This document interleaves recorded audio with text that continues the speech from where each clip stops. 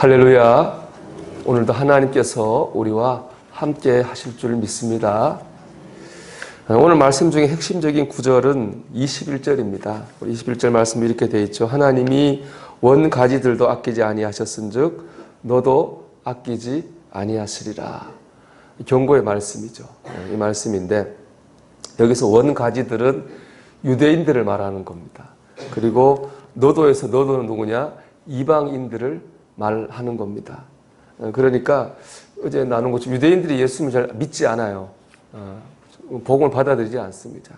그러니까 이방인들이 유대인들을 비난하는 겁니다. 그런 이방인들에게 바울이 하는 말씀입니다. 바울은 그런 이방인들의 자세에 대해서 경고하고 있습니다. 이런 얘기죠. 하나님께서 유대인들도 버리셨는데 이방인 너희들은 버리시지 못하겠느냐 라는 그런 말씀입니다. 이를 위해서 감람나무 얘기를 합니다. 감람나무가 있습니다. 감람나무가 의미하는 것은 구원을 의미하는 거죠. 구원의 공동체. 이 감람나무에 원가지 몇 개가 꺾였습니다. 원가지는 유대인들을 말하는 거예요. 그러니까 하나님께서 어떻게 하셨느냐? 돌감람나무 가지를 몇 개 붙입니다. 돌감람나무는 야생 감람나무인데 열매를 맺지 못하는 나무입니다. 여기서 돌감람나무가 상징하는 것은 이방인이죠. 원래 이방인은 구원받지 못하는 백성이었지 않습니까? 그러니까 그들을 참 감람나무인 구원의 공동체, 구원받게 하셨다는 것입니다. 그러니까 이 말씀을 듣고 보면 우리가 뭐냐? 우리가 구원받은 것은 하나님의 은혜로 구원을 받았다는 말입니다. 근데 일부 이방인들이 착각하는 거예요. 우리가 유대인들보다 더 낫다. 이방인들이 구원받은 것은 유대인들보다 더 나아서가 아닙니다. 하나님의 은혜, 예수님의 희생 때문에 이방인들이 구원을 받은 거예요. 그리고 그들이 그걸 또 믿었잖아요. 우리가 구원받은 것은 다른 사람보다 더 나아서가 아닙니다. 하나님이 우리에게 은혜를 베푸셨고 주님께서 우리에게 십자가에 못 박혀 죽으셨기 때문에 그렇습니다. 그리고 우리가 그것을 믿기 때문에 구원받은 거예요. 우리 20절 하반절에 이렇게 되어 있거든요. 높은 마음을 품지 말고 옳도다. 상반이 옳도다. 그들은 믿지 아니함으로 꺾이고 너는 믿음으로 섰느니라. 그렇죠. 그들은 믿지 않았기 때문에 꺾인 거고 우리 믿었기 때문에 구원받게 된 것입니다. 우리가 잘한 게 아니라 은혜를 믿은 것인 거죠. 그렇기 때문에 이방인들은 자신들이 유대인들보다 낫다는 우월의식을 가져서는 안 되죠. 오히려 그런 이방인들도 구원해 주신 하나님의 은혜에 감사할 수 있어야 됩니다. 그리고 하나님이 그들도 버리실 수 있다고 하는 걸 잊어서는 안 된다는 겁니다. 우리에게 주시는 말씀이죠. 그러니까 우리가 다른 사람보다 내가 나아서 구원받았다 그런 생각 가져서는 안 되고 오히려 나와 같은 죄인을 구원하신 하나님의 은혜를 감사할 수 있어야 됩니다. 그리고 하나님이 우리를 버리실 수 있다고 하는 것을 잊지 않아야 됩니다. 그래서 오늘 말씀 보면 하나님의 인자하심과 준엄하심이라고 하는 말씀이 나와요. 우리 22절 말씀 보면 그러면 하나님의 인자하심과 준엄하심을 보라. 하나님은 인자하시기만 한 분은 아니거든요. 준엄하시기도 하거든요. 우리가 하나님의 은혜대로 살지 못할 때 우리가 버림받을 수도 있다는 것이죠. 저는 믿지 않은 집에서 태어나서 힘들게 예수를 믿었습니다. 신학교 원서를 내는 게 저한테는 인생을 건 큰 결단이었습니다. 또 신학을 하고 목사가 되는 것 제가 평탄하게 된 것은 아닙니다. 영적인 갈등도 참 많았고 내적인 그런 고민도 참 많았습니다. 근데 신앙생활을 하고 목회하면서 시간이 갈수록 제가 갖고 있는 신앙이 참 귀하구나, 목회가 소중하구나 그런 생각을 하면 할수록 더 많이 합니다. 그래서 참 믿기를 잘했다, 내가 목회를 잘했다 그런 생각을 하거든요. 그런데 이 자긍심이 있죠. 이제 이런 자긍심을 무너뜨리는 것은 그것은 믿지 않은 사람 때문에 자긍심 무너진 적은 없습니다. 거의 없던 것 같아요. 늘 믿는 사람들 때문에 자긍심이 무너지는 것을 사실은 경험할 때가 있습니다. 교회를 핍박하고 반대하는 사람들이 아니죠. 교회 안에 있는 사람들입니다. 하나님을 믿는다고 하면서도 하지 말아야 될 일을 하는 그래서 사회적 지탄을 받는 그런 사람들 때문에 때로는 이 자긍심이 흔들릴 때도 있었습니다. 근데 어떤 목사님의 칼럼을 읽고 제가 회개했어요. 그리고 생각을 바꿨습니다. 그분도 저와 같은 생각을 가진 거죠.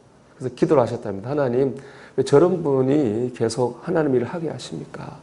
왜 저렇게 하나님 영광을 가리게 내버려 두십니까? 그런 기도를 드렸답니다. 그랬더니 하나님께 이렇게 말씀하시더랍니다. 다음은 네 차례다. 그렇게 말씀하시더라고요. 그리고 그분도 정신을 번쩍 차렸다고 해요. 여러분, 그렇습니다. 처음부터 죄짓기를 결심하고 예수 믿는 사람은 없습니다. 하나님 일하는 사람은 없습니다. 처음에는 다 예수 믿고 잘 살려고 합니다. 보람있게 살려고 하는 거예요. 나도 모르게 어느 날 보면은 영적으로 잠들게 되고 타락하게 되고 하나님 영광을 가리게 되는 겁니다. 그러니까 누구나 다 그렇게 될 가능성이 있다는 겁니다. 우리가 그런 모습을 보면은 비판하고 비난하기에 앞서서 다음은 네 차례다 라는 말씀도 나를 먼저 돌아보아야 됩니다. 우리도 언제든지 타락할 수 있고 우리도 언제든지 죄 지을 수 있고 우리도 언제든지 하나님의 영광을 가릴 수 있는 사람들이기 때문입니다. 혹시 여러분들 가운데 내가 저 사람보다 낫다? 여러분 그런 마음이 있습니까? 여러분 그런 마음을 내려놔야 됩니다.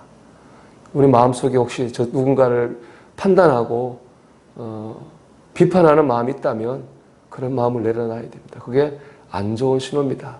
우리가 은혜가 아니라 우리가 오늘 주는 말씀대로 말하면은 높은 데 마음 두지 말라 그랬는데 높은 데 우리 마음이 가 있다고 하는 신호가 될 수 있기 때문에 그렇습니다. 우리는 은혜로 구원받았으니까 은혜로 살려고 해야 됩니다. 은혜를 바라봐야 되는 거죠. 마지막으로 은혜로 산다고 하는 거 생각나게 하는 장면 영화 하나 얘기하고 말씀 마치겠습니다. 그 라이언 일병 구하기라고 하는 영화가 있습니다. 세계 2차 대전 때 전쟁 영화인데 미국의 라이언이라고 하는 집안에 아들 4명이 있는데 아들 4명이 다 전쟁 군인으로 참석합니다. 그중에 3명이 죽어요. 1명이 남았는데 그 1명도 아주 위험한 지경에 고립이 돼 있어요. 그러니까 미국 정부에서 4명이 갔는데 4명 다 죽으면 안 되잖아요. 그 1명을 구하려고 구조 부대를 한 소대를 이렇게 거기 라이언 일병 구하러 보냅니다. 그 소대 지휘자가 밀러라고 하는 대위인데 가서 결국에는 그 라이언 일병을 구해요. 근데 구하지만은 그 과정에서 여럿의 그 군인들이 소대원들이 죽게 됩니다. 그 덕분에 라이언 일병이 구해지게 된 거죠. 영화의 마지막 장면이 이렇습니다. 그 라이언 일병이 자기를 구조하러 왔던 밀러 대위의 무덤 앞에 아주 늙은 노인이 된 라이언 일병이 그 자기를 구조하러 왔던 밀러 대위의 묘소 앞에 서가지고 제가 그때 살려주신 은혜를 생각하면서 제가 제 일생을 열심히 살았습니다. 그런 말을 이제 마지막 장면에 하는 장면이 나옵니다. 우리가 은혜로 산다고 하는 게 그런 게 아닐까 하는 생각을 해봅니다. 예수님께서 나 같은 죄인을 살려주신 은혜를 생각하면서 제가 열심히 살려고 노력했습니다. 그게 바로 은혜로 사는 걸 겁니다. 여러분 우리가 오늘 한날 이 하나님의 경고의 말씀을 우리가 기억했으면 좋겠습니다. 하나님 영광을 가리는 죄인 우리 차례가 다음 될 수도 있습니다. 우리가 사람 바라보거나 우리 마음속에 높은 마음 품지 말고 하나님의 은혜를 생각하면서 예수님의 희생을 생각하면서 우리가 오늘도 은혜로 살기를 원합니다. 그래서 언젠가 우리가 주님 만나게 될 때 주님 베풀으신 은혜를 생각하면서 열심히 살려고 제가 노력했습니다. 우리 그런 말 할 수 있는 오늘 하루를 살아갈 수 있게 되기를 주의 이름으로 축원합니다.